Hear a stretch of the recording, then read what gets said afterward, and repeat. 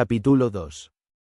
Hechas, pues, estas prevenciones, no quiso aguardar más tiempo a poner en efecto su pensamiento, apretándole a ello la falta que él pensaba que hacía en el mundo su tardanza,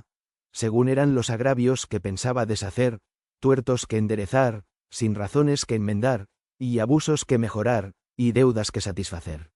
Y así, sin dar parte a persona alguna de su intención, y sin que nadie le viese, una mañana, antes del día, que era uno de los calurosos del mes de julio, se armó de todas sus armas, subió sobre Rocinante, puesta su mal compuesta celada, embrazó su adarga, tomó su lanza, y, por la puerta falsa de un corral, salió al campo con grandísimo contento y alborozo de ver con cuánta facilidad había dado principio a su buen deseo.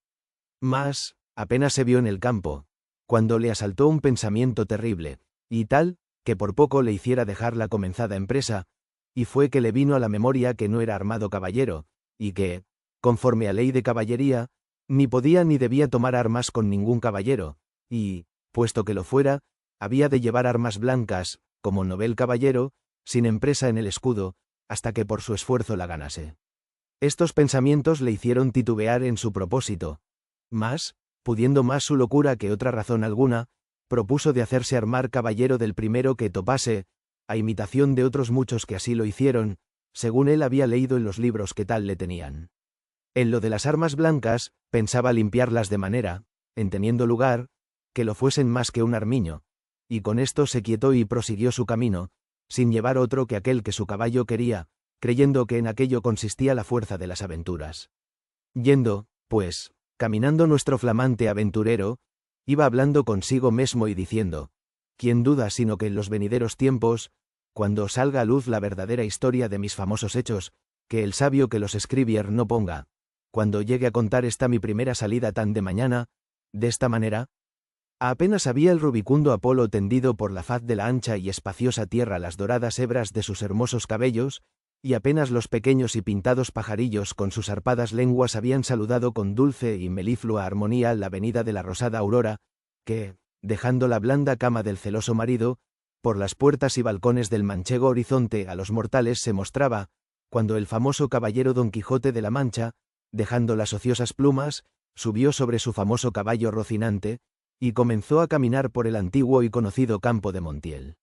Y era la verdad que por él caminaba. Y añadió diciendo, dichosa edad, y siglo dichoso aquel a donde saldrán a luz las famosas hazañas mías, dignas de entallarse en bronces, esculpirse en mármoles y pintarse en tablas, para memoria en lo futuro.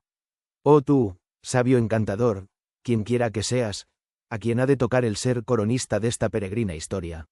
Ruégote que no te olvides de mi buen Rocinante, compañero eterno mío en todos mis caminos y carreras. Luego volvía diciendo, como si verdaderamente fuera enamorado. Oh princesa Dulcinea, señora de este cautivo corazón.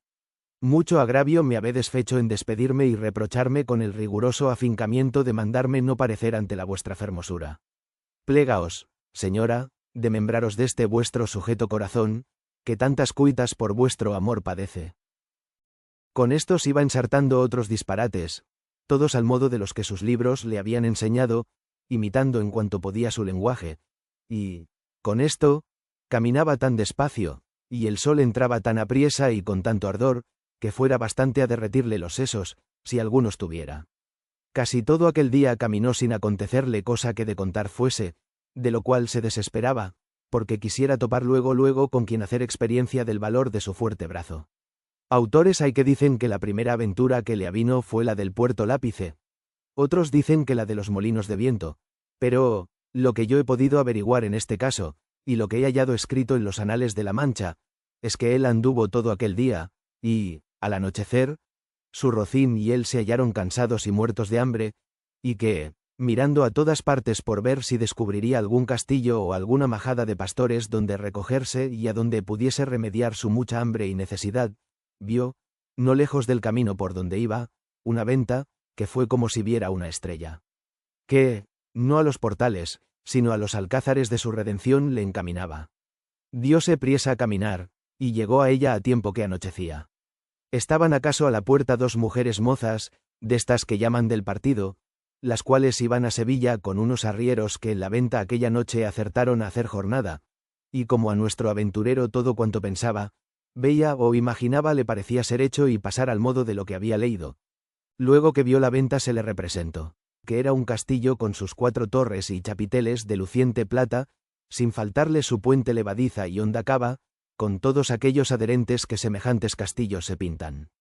Fuese llegando a la venta, que a él le parecía castillo, y a poco trecho de la detuvo las riendas a Rocinante, esperando que algún enano se pusiese entre las almenas a dar señal con alguna trompeta de que llegaba caballero al castillo. Pero como vio que se tardaban y que Rocinante se daba priesa por llegar a la caballeriza, se llegó a la puerta de la venta, y vio a las 2 distraídas mozas que allí estaban, que a él le parecieron 2 hermosas doncellas o 2 graciosas damas que delante de la puerta del castillo se estaban solazando.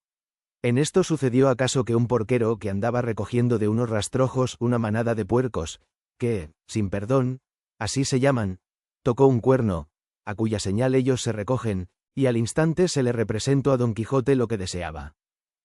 Que era que algún enano hacía señal de su venida, y así, con extraño contento llegó a la venta y a las damas, las cuales, como vieron venir un hombre de aquella suerte armado, y con lanza y adarga, llenas de miedo se iban a entrar en la venta, pero Don Quijote, coligiendo por su huida su miedo, alzándose la visera de papelón y descubriendo su seco y polvoroso rostro, con gentil talante y voz reposada, les dijo: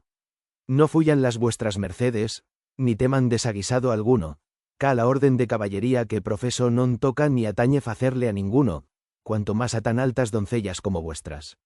presencias demuestran». Mirábanle las mozas, y andaban con los ojos buscándole el rostro, que la mala visera le encubría, mas como se oyeron llamar doncellas, cosa tan fuera de su profesión, no pudieron tener la risa, y fue de manera que Don Quijote vino a correrse y a decirles: «Bien parece la mesura en las fermosas, y es mucha sandez, además, la risa que de leve causa procede, pero no vos lo digo porque os acuitedes ni mostredes mal talante, que el mío non es de al que de serviros.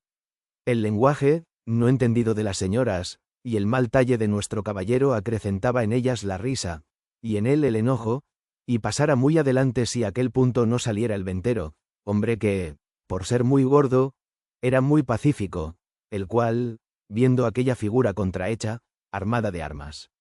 tan desiguales como eran la brida, lanza, adarga y coselete, no estuvo en nada en acompañar a las doncellas en las muestras de su contento. Mas, en efecto, temiendo la máquina de tantos pertrechos, determinó de hablarle comedidamente, y así le dijo: «Si vuestra merced, señor caballero, busca posada, amén del lecho, porque en esta venta no hay ninguno, todo lo demás se hallará en ella en mucha abundancia». Viendo Don Quijote la humildad del alcaide de la fortaleza, que tal le pareció a él el ventero y la venta, respondió: «Para mí, señor castellano, cualquiera cosa basta, porque mis arreos son las armas, mi descanso el pelear, etc». Pensó el huésped que el haberle llamado castellano había sido por haberle parecido de los sanos de Castilla, aunque él era andaluz, y de los de la playa de Sanlúcar, no menos ladrón que caco, ni menos maleante que estudiante o paje, y así le respondió: «Según eso, las camas de vuestra merced serán duras peñas, y su dormir, siempre velar, y siendo así, bien se puede apear, con seguridad de hallar en esta choza ocasión y ocasiones para no dormir en todo un año, cuanto más en una noche». Y, diciendo esto, fue a tener el estribo a Don Quijote, el cual se apeó con mucha dificultad y trabajo, como aquel que en todo aquel día no se había desayunado.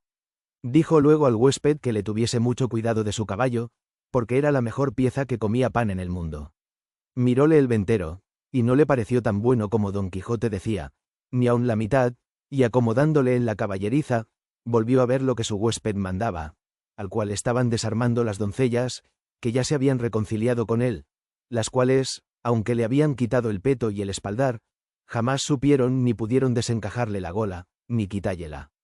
Contrahecha celada, que traía atada con unas cintas verdes, y era menester cortarlas, por no poderse quitar los ñudos, mas él no lo quiso consentir en ninguna manera, y así, se quedó toda aquella noche con la celada puesta, que era la más graciosa y extraña figura que se pudiera pensar, y al desarmarle, como él se imaginaba que aquellas traídas y llevadas que le desarmaban eran algunas principales señoras y damas de aquel castillo, les dijo con mucho donaire: «Nunca fuera caballero, de damas tan bien servido, como fuera Don Quijote, Cuando de su aldea vino, doncellas curaban princesas, del su rocino. Oh Rocinante, que este es el nombre, señoras mías, de mi caballo, y Don Quijote de la Mancha el mío, que, puesto que no quisiera descubrirme fasta que las fazañas fechas en vuestro servicio y pro me descubrieran, la fuerza de acomodar al propósito presente este romance viejo de Lanzarote ha sido causa que sepáis mi nombre antes de toda sazón, pero, tiempo vendrá en que las vuestras señorías me manden y yo obedezca, y el valor de mi brazo descubra el deseo que tengo de serviros. Las mozas, que no estaban hechas a oír semejantes retóricas, no respondían palabra, solo le preguntaron si quería comer alguna cosa. Cualquiera llantaría, yo respondió Don Quijote, porque, a lo que entiendo, me haría mucho al caso. A dicha, acertó a ser viernes aquel día, y no había en toda la venta sino unas raciones de un pescado que en Castilla llaman abadejo, y en Andalucía bacallao, y en otras partes curadillo, y en otras truchuela. Preguntáronle si por ventura comería su merced truchuela, que no había otro pescado que dalle a comer. Como haya muchas truchuelas, respondió Don Quijote, podrán servir de una trucha, porque eso se me da que me den 8 reales en sencillos que en una pieza de a 8. Cuanto más, que podría ser que fuesen estas truchuelas como la ternera, que es mejor que la vaca, y el cabrito que el cabrón.